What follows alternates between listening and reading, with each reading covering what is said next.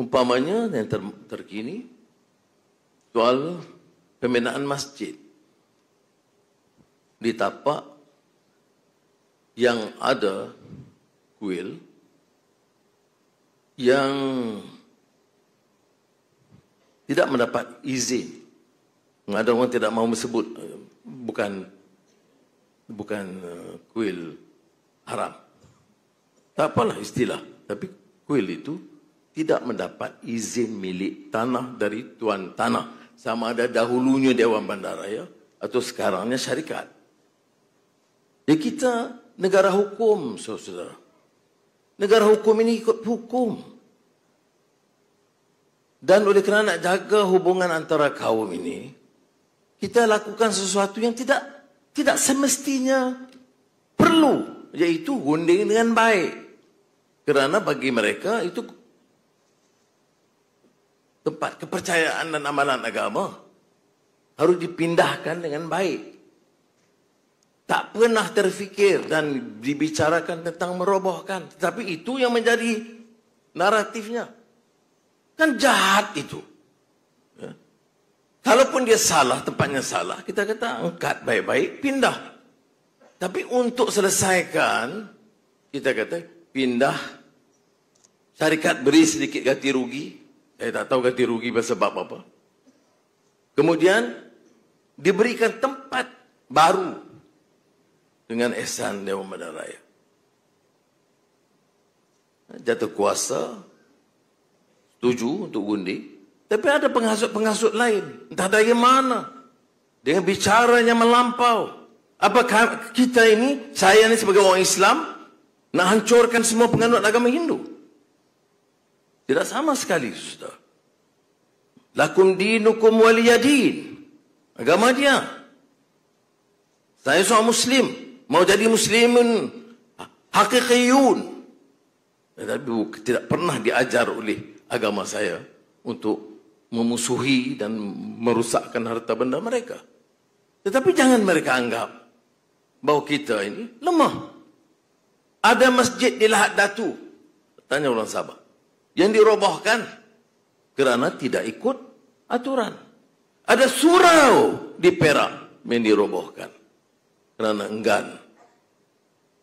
Hentikan dan Majlis Ugama memutuskan. Ada masjid di Sentul yang dirobohkan. Jadi bagi kita, negara ini mesti tegak atas hukum.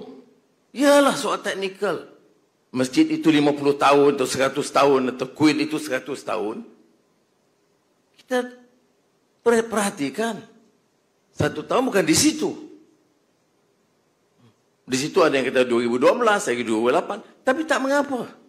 Jangan robohkan. Pindahkan dengan baik.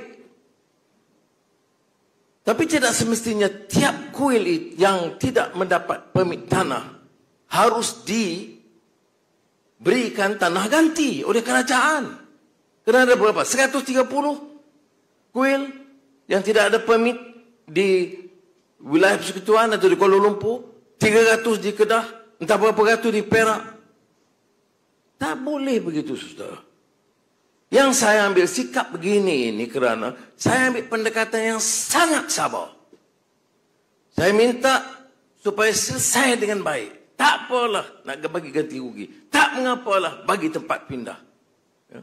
Jadi yang kelompok Islam yang ekstrim maki saya. Kerana dia kata saya ini tunduk kepada tuntutan Hindu.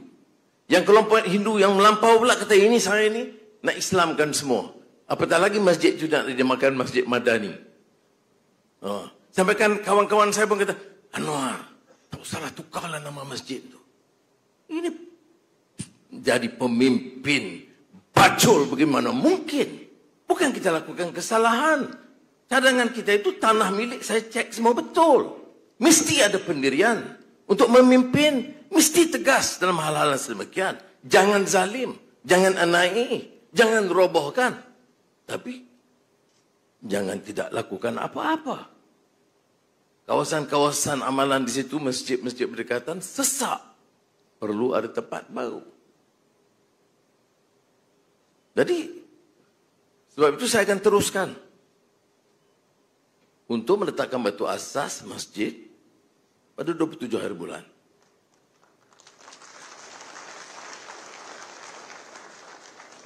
Dan saya minta jawatankuasa kuil itu seperti mana mereka lakukan, runding dengan baik. Sudah bayangkan, menteri runding 2-3 kali. Datuk Bandar pergi ke tempat itu. Cukuplah. Ya. Jadi saya tegaskan. Bila kebenaran masjid ini diluluskan? 2019. Ya. Tahu Perdana Menteri masa itu. Bila diberikan kebenaran pembangunan 2020, Perdana Menteri baru mengambil alih. Bila diluluskan kebenaran mula membangunkan, membina 2021. Perdana Menteri satu lagi. Yang salah, Perdana Menteri sekarang. Ini macam cerita addendum dulu lah. Yang tangkap, Perdana Menteri lama. Yang dakwa, Perdana Menteri selepas itu. Yang masuk penjara ketika Perdana Menteri sebelum saya. Yang salah, PMX. Tapi tak mengapa. Rakan-rakan bertahu saya ini memang tak mengapa, kita boleh hadapi baik-baik. Tapi yang penting balik pada soal ini, saya suruh semua penganut agama, ya, kalau ada perbezaan pendapat sebanyak, baik, bincang cara elok. Jangan hasut. Pimpinan negara ini sekarang terutamanya mengambil pendekatan yang sangat lunak. Jangan anggap kita ini lemah. Islam agama persekutuan. Umat Islam majoriti negara ini. Tetapi kita tidak gunakan itu untuk menekan sesiapa. Yang majoriti dan negara Islam sebagai agama persekutuan mesti ikut hukum dan undang-undang. Yang minoriti pun mesti tunduk pada undang-undang.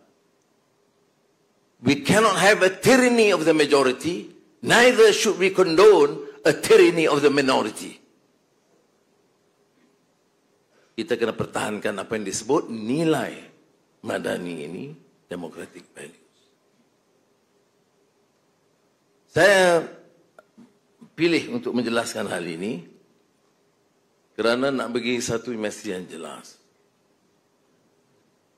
Majlis Ugama Wilayah, Syarikat Kenaan, Dewan Bandaraya, semua itu diminta sederhana, sopan, bincang dengan baik, cari jalan penyelesaian.